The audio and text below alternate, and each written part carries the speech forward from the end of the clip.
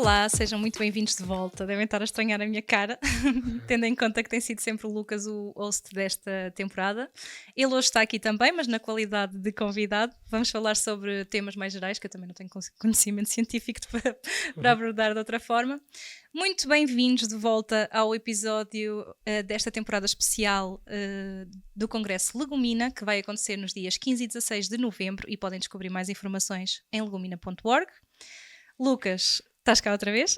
Desta vez para falarmos aqui sobre dúvidas mais gerais, mitos, coisas que as pessoas questionam sempre que tu dizes a alguém que não comes produtos de origem animal. E se calhar começávamos aqui, podes-te apresentar, mas acho que as pessoas já estão fartas de te conhecer. Okay. Começávamos aqui por a alimentação vegetariana. É ou não é saudável? Muito.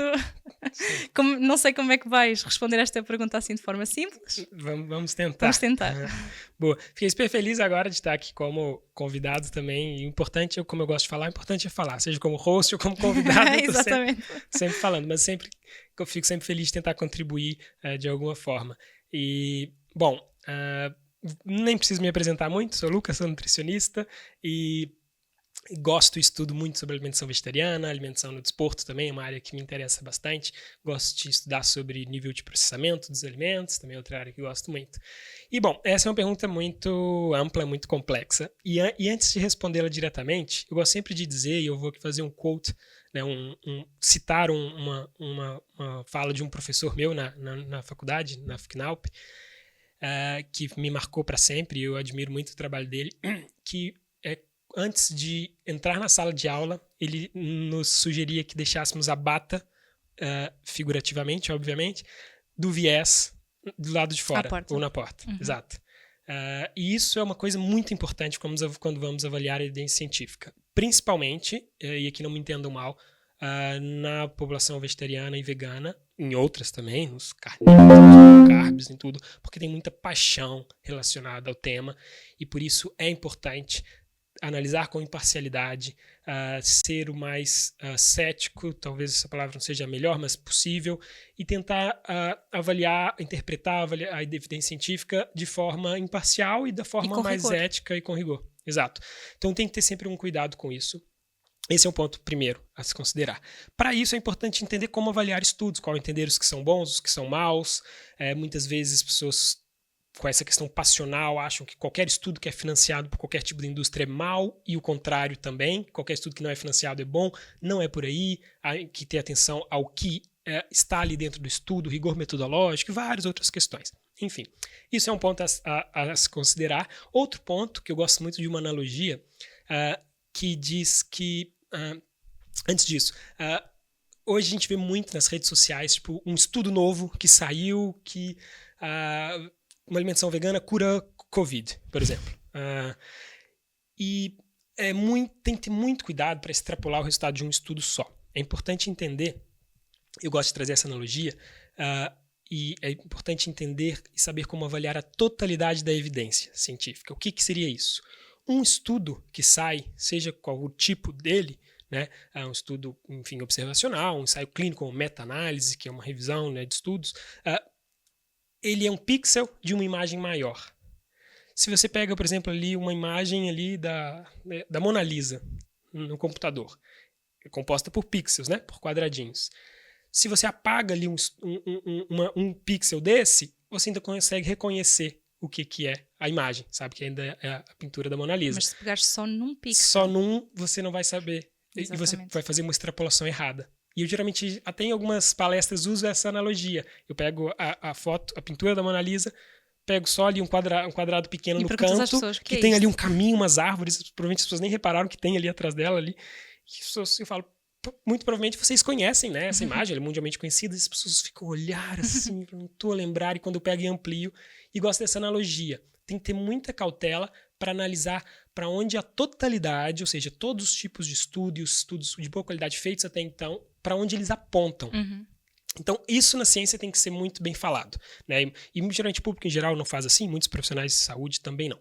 Então, respondendo diretamente a sua pergunta, o que a gente tem hoje de evidência científica e para onde ela aponta? Que os padrões alimentares de base vegetal, e aqui entra em outro conceito, estão associados a menor risco das principais doenças crônicas não transmissíveis. Obesidade, cancro, mortalidade por todas as causas, ou mesmo doenças cardiovasculares, hipertensão, enfim, e outras doenças, alguns tipos de cancro específicos e tal. Não vou entrar aqui nos detalhes, né? Mas o que é uma alimentação de base vegetal? Se você olhar, por exemplo, a diretriz alimentar para prevenção de doenças cardiovasculares, que são as doenças que mais matam no mundo, a diretriz alimentar sugere uma alimentação que priorize alimentos de origem vegetal. Então, saber o conceito do que é uma alimentação de base vegetal, o que é uma alimentação vegana, vegetariana, é importante também na hora de analisar esses estudos. Porque muitas vezes falar alimentação vegetariana, o título do estudo, associada à redução do risco de morte por doenças cardiovasculares. O que é alimentação vegetariana ali? Exatamente. Tem leite, tem ovo, não tem? É vegana, não tem? Ou considerou até o consumo de peixe uma vez na semana, que às vezes as pessoas consideram isso como vegetariana por estudos. Ou plant-based. Ou plant-based. Então, é importante conhecer esses conceitos. Alguns autores foram investigar o que é o conceito plant-based e como ele é usado na literatura científica. Eu achei super interessante eles estudarem isso. E algumas pessoas usam o conceito plant-based como um sinônimo de alimentação vegana, totalmente vegetal, outros como uma alimentação que a base, que é baseada, né, based em vegetais, mas não só vegetal, ou seja, também inclui algum peixe ou pouca carne, alguns consideram o plant-based ovo-lacto vegetariano, então não há um consenso. Não há um consenso, então pois. você tem que garimpar isso, tem que filtrar isso na hora de interpretar e extrapolar os resultados. Então isso é outra coisa a ter em atenção. Então sempre tenham muita atenção, não podemos ser emocionados. Nós, geralmente veganos, somos mais passionais, emocionados com um estudo que sai, né? Porque temos que ter esse rigor na interpretação da evidência científica. Mas, enfim, hoje o que a evidência científica aponta e vemos as principais diretrizes alimentares nacionais, né? Como, por exemplo, a diretriz alimentar do Canadá, agora recentemente da Áustria, da Dinamarca, da Suécia, a Planetary Health Diet, que é a alimentação da saúde planetária, que foi feita por uma comissão de especialistas, recomenda priorizar uma alimentação de base vegetal. Aqui no conceito de base de alimentos de origem vegetal, mas com outros alimentos de origem animal. Ou seja, não tirando tudo, mas garantir que é base, pelo menos. Exato. Priorizando fontes proteicas de origem vegetal, como leguminosas, cereais integrais, frutos gordos oleaginosos, né, os frutos secos, as sementes, e até alguns derivados, como derivados da soja, tofu, soja texturizada, tempé, mas também consideram a inclusão de, por exemplo, peixes, iogurtes, laticínios fermentados, coisas assim nas diretrizes deles. Hoje, se formos ver boa parte dos estudos que associam, que mostram benefícios da alimentação com redução de doenças crônicas, vai muito nesse sentido, de uma alimentação que é predominantemente de base vegetal. Exato. Não há hoje na maior parte dos estudos, como eu digo, na totalidade da evidência científica, você pode encontrar um ensaio clínico ou não, comparou mediterrânea com vegana e tudo, e ver benefícios, por exemplo, para vegana, mas o que temos hoje, a totalidade da evidência, mostra que o principal para a saúde é ter uma alimentação predominantemente vegetal. Da alimentação vegetariana e vegana específica, até saiu um estudo muito recente mostrando o efeito na mortalidade e na incidência, ou seja, no número de doenças, na chance de acontecer, de você ter essa doença cardiovascular, ou seja, morte ou de ter uma doença cardiovascular. E o efeito da alimentação vegetariana e vegana. E mostra um efeito protetor também, um efeito positivo, mas com uma qualidade da evidência moderada, baixa moderada. Okay, ou seja, não podemos já apontar exato. como mas certo. Isso, considerando que é um problema de saúde pública, a principal causa de morte no mundo, já é suficiente para que os profissionais de saúde recomendem. Ou seja, entende? A ciência não é exata. Não é exata. Nem estanque. Ou seja, ela está sempre em evolução também, não é? Exato. Não vamos esperar que tenhamos os estudos com a maior qualidade possível para... claro, vamos ter a melhor qualidade possível até então, mas não precisamos ter alta qualidade da evidência quando trata-se da doença que mais mata no mundo. Se já temos evidência que uma alimentação mais de base vegetal, ou até nesse caso desse estudo recente, dessa Umbrella Review, uma revisão guarda-chuva, são revisões de revisões, um estudo muito, muito robusto, já recomenda a alimentação vegetariana e vegana como uma estratégia para prevenir doenças cardiovasculares, prevenir a morte por doenças cardiovasculares e reduzir os fatores de risco para doenças cardiovasculares, tipo pressão alta, colesterol, LDL, e são esses fatores de risco, já é prudente ir nessa direção. Então, hoje, respondendo diretamente à pergunta, a evidência científica mostra que uma alimentação mais de base vegetal está associada a menor redução de doenças crônicas, especificamente para a alimentação vegana e vegetariana. Não há muitos estudos que separam as duas, boa parte das vezes estão misturados, sabe, no estudo, mas mostra sim uma associação com redução do risco de doenças cardiovasculares, da mortalidade de câncer, de cancro total, desculpa, se não me engano também de obesidade e diabetes tipo 2. Era isso que eu ia perguntar também em relação à diabetes, porque há muita gente que considera que como está a ingerir muitos hidratos de carbono ou coisa assim, Sim, que pode ter alguma coisa a ver, e eu acho que isso também é um mito gigante. É um mito. É um mito e, nossa, se a gente for por aí, mas em resumo só, hoje o que podemos dizer, assim, que não é açúcar, não é hidrato de carbono que causa diabetes. Ele já é a consequência, o fato de a gente não conseguir tirar o açúcar, a glicose do sangue para os tecidos, que é onde tem que ficar. O sangue tem que ficar numa concentração mínima ali para a gente não desmaiar, vamos chamar assim. Mas ele tem que estar dentro dos tecidos, no músculo, no fígado, no cérebro, para ser utilizado como energia.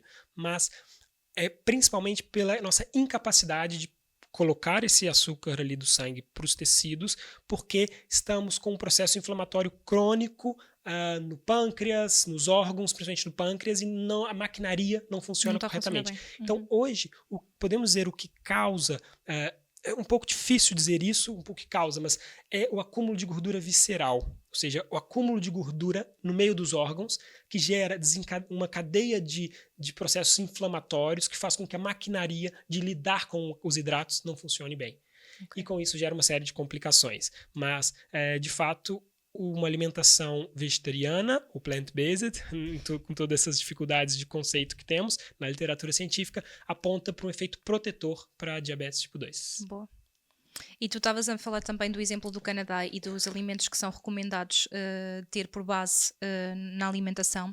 E isso leva-me a outra questão que também muita gente costuma perguntar, que é sobre quando nós dizemos que somos vegetarianos ou veganos, as pessoas questionam, então mas o que é que tu comes, não é? E muitas vezes acham que os produtos veganos ou que alimentos de base vegetal são coisas diferentes daquilo que elas já têm. Exato. E já consomem no seu dia-a-dia. Não é aqui nenhum novo produto, além de, se calhar, do tofu, do tempero. A banana é vegana, né? Exato, é isso. A batata, o arroz, a massa, tudo isto são alimentos de base vegetal.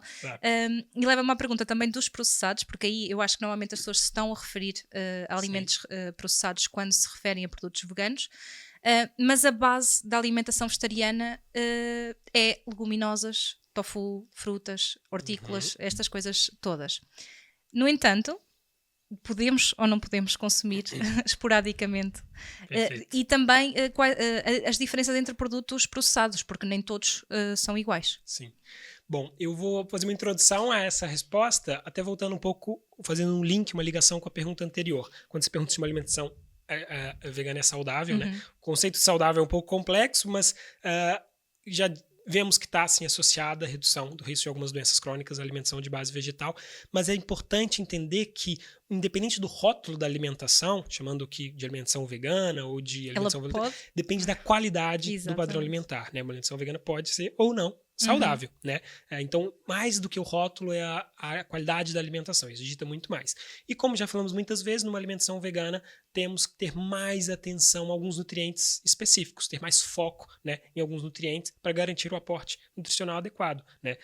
Vitamina B12, ferro, cálcio, outros aqui, o ômega 3, mas outros também não estão relacionados com a alimentação vegana, mas que também pode ter alguma relação, como o iodo ou até mesmo a vitamina D, mas tem que ter alguma atenção nesse sentido. E quando falamos de uma alimentação com alta qualidade, com boa qualidade, uma alimentação bem equilibrada, bem balanceada, falamos em priorizar ou ter como base os alimentos... É difícil trazer esses conceitos, mas os alimentos mais em seu estado natural, mas temos que ter um cuidado com essa palavra para não cair na falácia naturalista, que daqui a pouco eu vou falar um pouquinho, que é ter como base de alimentação as leguminosas, feijão, grão, lentilha, ervilhas, tremoços, os cereais, arroz, massa, batata, aveia, quinoa, cuscuz, bulgur, pão integral, pão... a batata doce, cereais e tubérculos, né? As hortícolas, que são os hortaliças e os legumes, que são os vegetais em geral, os frutos secos e os frutos gordos oleaginosos, né? Os frutos secos e as sementes de sésamo, castanhas de caju, amêndoas, etc. Também os óleos, principalmente óleos vegetais insaturados, né? Como o azeite, enfim, e outros. E, claro, também esses outros alimentos que podem complementar, sim, e fazer parte de uma alimentação vegana saudável muito facilmente, que são os alimentos processados. E esse termo processado, esse termo industrializado já é completamente demonizado. Completamente. É muito importante, isso é uma coisa que me gera algum desconforto, porque é muito importante tirar o preconceito, deixar a bata do viés ou do preconceito de lado, a porta, para entender e a fundo entender o que são esses tipos de alimento e entender que não são todos iguais. A gente tem muito medo do desconhecido, né? Então, quando vemos um nome estranho ali na lista de ingredientes, já temos medo. Pode ser saudável. E no mundo vegano isso é muito comum, Chavinha. É assustador. E vou explicar um pouquinho. Esse conceito processado, industrializado, um alimento ser processado quer dizer que ele passou por um processo. E o processamento de alimentos foi crucial para a sobrevivência humana. Né? Alimentos enlatados, a preservação do alimento, aumentar o tempo de prateleira, prevenir contaminações microbiológicas, tudo é fundamental. E hoje existe uma classificação mais usual no mundo, classificação global que foi feita por um professor da Universidade de São Paulo, que é a classificação que se chama NOVA. Não é uma sigla, chama-se NOVA, que divide os alimentos pelo nível de processamento em 4 grupos. Né? E o grupo 3 e 4 é o grupo dos alimentos processados e do grupo dos ultraprocessados. Não vou entrar aqui em detalhes, não vale a pena, mas eu tenho muitas críticas a essa classificação, embora eu entendo como deve ser muito difícil classificar os alimentos assim, mas a minha crítica não é tanto a classificação em si, mas a extrapolação que se faz da classificação. E eu vou tentar ser muito simples, que é o seguinte: não podemos julgar se um alimento é interessante nutricionalmente, se é bom ou não para a saúde, apenas pelo nível de processamento, pelo tanto que ele foi processado. E sim, pela sua composição nutricional e sim pelo seu impacto na saúde. Lembra dos estudos que falei há pouco, que avaliou os padrões alimentares? Podemos fazer isso com alimentos e perceber se ele aumenta o risco de doenças, ou diminui o risco de doenças, ou aumenta o risco de morte, ou diminui o risco de mortes. Isso, a sua composição nutricional, ou seja, o quanto ele pode contribuir para uma adequação nutricional na alimentação, além do nível de processamento, tem que ser considerado. Hoje, o que as pessoas fazem é processado, é ultraprocessado, é mal. É mal e tal. Sem julgar. E a classificação nova, ela considera apenas o nível de processamento e, claro, também a adição de alguns aditivos alimentares, mas já vamos aí, mas só julgar um alimento pelo nível de processamento é errado. Existem outras classificações, se não me engano a SIGA e alguns autores também que criticam a classificação nova, que sugerem que esses outros fatores devem ser considerados e que, de fato, um alimento ser processado ou ultraprocessado não é necessariamente mal. E aqui vou trazer alguns exemplos. O pão de forma integral, de pacote, ele é considerado, eu adoro esse exemplo. Ele é considerado um alimento ultraprocessado, porque ele tem ali adição, às vezes, de glúten, que é uma proteína, para deixá-lo mais proteico, tem adição de alguns conservantes, de alguns... enfim, aditivos alimentares, às vezes até mesmo a vitamina C para não oxidar, ou enfim, um fortificante de cálcio, coisas desse tipo. E é um alimento interessantíssimo nutricionalmente. Um ótimo conteúdo de minerais, ótima quantidade de fibras, uma boa quantidade proteica e, mais importante, ou seja, ele é nível de processamento, ele é ultraprocessado dessa categoria, mas ele é super interessante nutricionalmente, pode contribuir muito. E vamos ver os estudos que avaliou o consumo de pão integral, de pacote e efeito na saúde. Está associado à redução do risco de diabetes tipo 2. Ou seja, quando consideramos a composição nutricional e o efeito na saúde, é um alimento positivo de se consumir. Outro exemplo é a soja texturizada.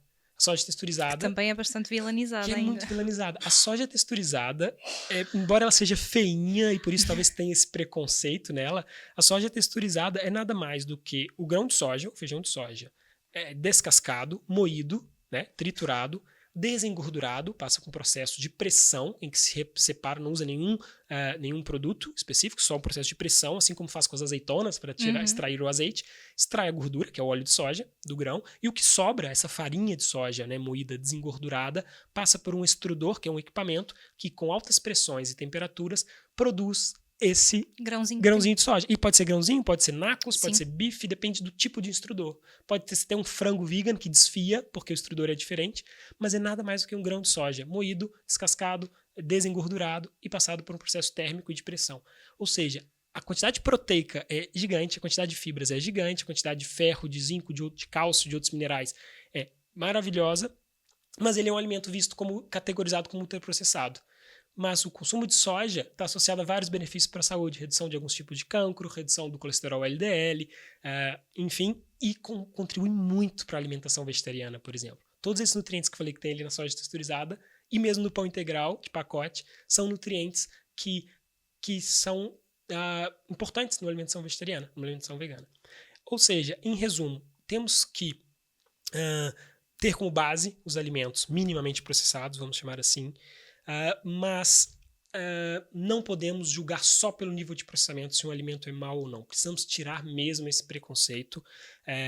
Mas eu também queria deixar aqui claro que, de forma geral, Chavinha, eu não tô como as coisas são hoje na internet, eles vão pegar essa minha fala e vão falar que eu tô falando para as pessoas comerem croissants e ultraprocessados todos os dias. Que é sim prudente que as organizações de saúde recomendem reduzir o consumo de ultraprocessados, e aqui parece que eu estou me contradizer, mas é prudente porque a maioria dos ultraprocessados de fato são pouco interessantes nutricionalmente. Era isso que eu ia dizer, porque o problema aqui é que as pessoas não sabem avaliar a qualidade do produto ultraprocessado na maioria das vezes. Exato. E então é mais seguro, quando estás a lidar com pessoas desinformadas, é mais seguro ser prudente. E dizer para minimizar. Então não tô a contradizer isso. E também não eu acho que isso é prudente, mas é importante que seja criada outra categoria de qualidade do alimento, independente do nível de processamento. Percebe? Por exemplo, eu vejo casos assim, assustadores em grupos de veganos e mesmo eu prefiro fazer minha bebida de soja em casa, não tem problema nenhum, pode fazer, porque ali tem o fosfato de cálcio, o carbonato de cálcio ali, tem o emulsificante ali. O cálcio nutriente tem atenção numa alimentação vegetariana, vegana. Se for fortificado com cálcio, melhor. Melhor, sabe? Então não quer dizer que uma bebida de soja ali de caixinha, sem adição de açúcares, fortificado com cálcio, que ela é má só porque ela vem numa caixinha, que ela vem num processo. É muito mais interessante consumi-la do que consumir uma outra do lado, que não tem, mas a lista de ingredientes é menor. Mas isso não diz, sabe? Eu não vou entrar muito a fundo nisso agora, mas a maior parte dos aditivos alimentares são seguros. São testados, o controle feito pela EFSA é muito rigoroso. O que diferencia, eu amo essa frase, o que diferencia o veneno do remédio é a dose. Exatamente. Então, a quantidade que tem ali dos aditivos alimentares e a frequência de consumo, e mesmo em quantidades ali, é muito segura. Teríamos que consumir quilos daquilo ali em um curto intervalo de tempo para que aquilo ali fosse maléfico para a saúde, sabe? Claro, e é muito inocente da nossa parte acharmos que fazermos nós em casa com a nossa falta de conhecimento é melhor para nós do que um produto que foi formulado por profissionais, avaliado e tudo. Exato. Tem nutricionista a trabalhar para isso. Exatamente. As pessoas não se podem... Eu percebo que às vezes as pessoas querem fazer isto pela sua saúde e porque acham que estão informadas o suficiente, mas não podemos ser tão presunçosos. Nem achar que o mundo está contra nós ou querer o nosso mal. Exato, Xavi. Então aqui para dar um conselho prático é o seguinte, vou me repetir aqui. Não considere apenas o nível de processamento. Industrializado, processado, até ultraprocessado não é sinônimo de mal. Mas sim, a maioria dos ultraprocessados são pouco interessantes nutricionalmente e estão associados a maior risco de doenças. A maioria, batatas fritas de pacote, bolachas recheadas, pastelaria, coisas assim. Sim, mas tem que considerar o quão interessante nutricionalmente ou seja, olhar a quantidade calórica, de proteína, de fibras, principalmente, de gordura saturada, porque um produto pode ser baixo em gordura saturada, alto em fibra, super proteico e ter sido processado. Exatamente. Bastante processado. E agora estava a pensar que se calhar podíamos dar alguns exemplos de produtos que são processados e que pode-se comer diariamente numa alimentação vegetariana, como por exemplo o tofu, o seitan. Perfeito. Produtos assim, exemplos. O tofu, com certeza. O tofu é basicamente a coagulação da bebida de soja e depois da prensagem para tirar o excesso de água.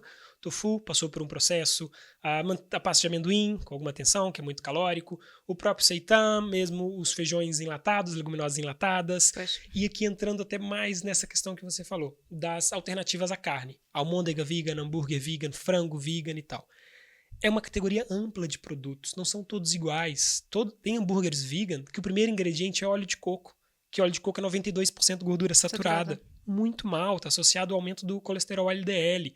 O primeiro ingrediente é óleo de coco. Esse hambúrguer vegetal, alternativa à carne, é interessante? Não. Mas tem um outro que tem 150 calorias para um hambúrguer, 20 gramas de proteína, 7 gramas de fibra, fortificado com ferro, com B12 e 1 grama de gordura saturada, porque a composição nutricional é super interessante. É basicamente soja texturizada com extrato de beterraba e fortificante ali com B12, fortificante de cálcio e basicamente... Não tem por que excluir.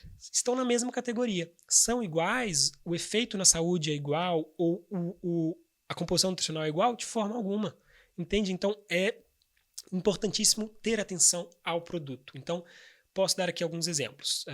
Não acho que não tem problema falar de marcas, não tenho ligação com nenhuma delas. Por Eu exemplo, estava a pensar o mesmo, eu ia te perguntar em relação à Eura em específico, exato. porque eu acho que tu gostas eu muito gosto de Eura. muito da Eura, The Vegetarian Butcher, a Veguin, que é portuguesa, tem também a Garden Gourmet, depende do produto, mas, por exemplo, a Eura tem muito cuidado com a composição nutricional. Então, o produto deles, o franguinho, o pedacinho de frango, vamos chamar Aqueles assim, né? pratos mediterrâneos. Exato, deles. É basicamente a soja texturizada, de um jeito que ela é texturizada assim para desfiar. É fortificado com B12 e ferro, que é um nutriente super importante, 2 nutrientes super importantes, você tem atenção. Tem azeite e óleo de canola, que são 2 óleos com gorduras insaturadas, muito bons para a saúde.